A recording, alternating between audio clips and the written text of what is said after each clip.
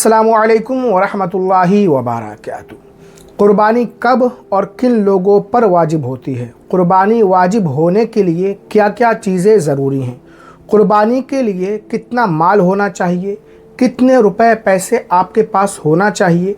कम से कम कितने माल में रुपए में क़ुरबानी वाजिब हो जाती है? इंशाअल्लाह ताला इस वीडियो में आप ये तमाम चीज़ें जानेंगे। अगर आप क़ुरबानी करना चाहते हैं तो इस वीडियो को एंड तक ज़रूर देखें, और आप चाहते हैं कि मुझे मालूम हो जाए कि मुझ पर क़ुरबानी वाजिब है या नहीं, तो इस वीडियो को एंड तक ज़रूर देखें।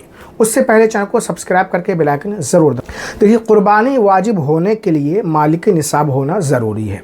मालिक निसाब कहते किसे हैं, पहले इसे समझ लेते हैं ताकि आपको मसला अच्छी तरीके से समझ में आ जाए।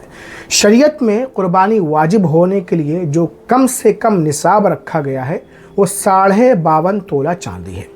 और आज के दौर में 52.5 तोला चांदी कितने ग्राम होती है, कितने रुपए की होती है, इसे डिटेल में समझते हैं ताकि आप अच्छी तरह समझ सकें आप पर क़ुरबानी वाजिब है या नहीं।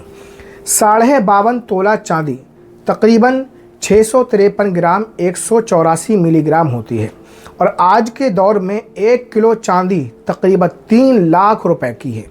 तो इस हिसाब से 52.5 तोला चांदी की कीमत लगभग 1,96,000 रुपये हो जाएगी। अगर आपके पास 52.5 तोला चांदी है या आपके पास 1,96,000 रुपये हैं, या कुछ चांदी है, कुछ सोना है, कुछ रुपए वगैरह हैं, और ये सब मिलाकर 1,96,000 या इससे ज़्यादा रुपए हो जाते हैं, तो आप मालिक निसाब हैं, आप पर क़ुरबानी वाजिब होगी। या आपके पास 1,96,000 रुपये या इससे ज़्यादा का सामान तिजारत है, तो भी आप मालिक निसाब हैं, आप पर क़ुरबानी वाजिब हो जाएगी।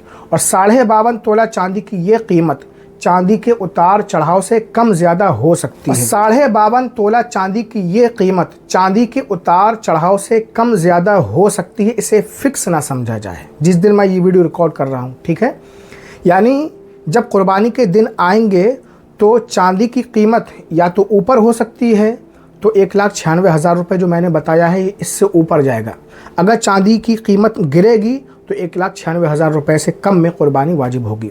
जब क़ुरबानी के वक्त करीब आए तो आप देख लीजिएगा चांदी का क्या रेट चल रहा है।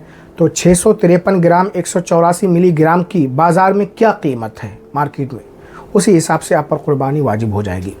घर में कई लोग मालिक निसाब हैं तो सब पर क़ुरबानी वाजिब होगी। क़ुरबानी सिर्फ मर्दों पर ही वाजिब नहीं, बल्कि औरतें अगर मालिक निसाब हैं, बीवियाँ, तो उन पर भी क़ुरबानी वाजिब होगी। जिस तरह उनके माल में ज़कात वाजिब होती है, इसी तरह क़ुरबानी भी वाजिब होगी।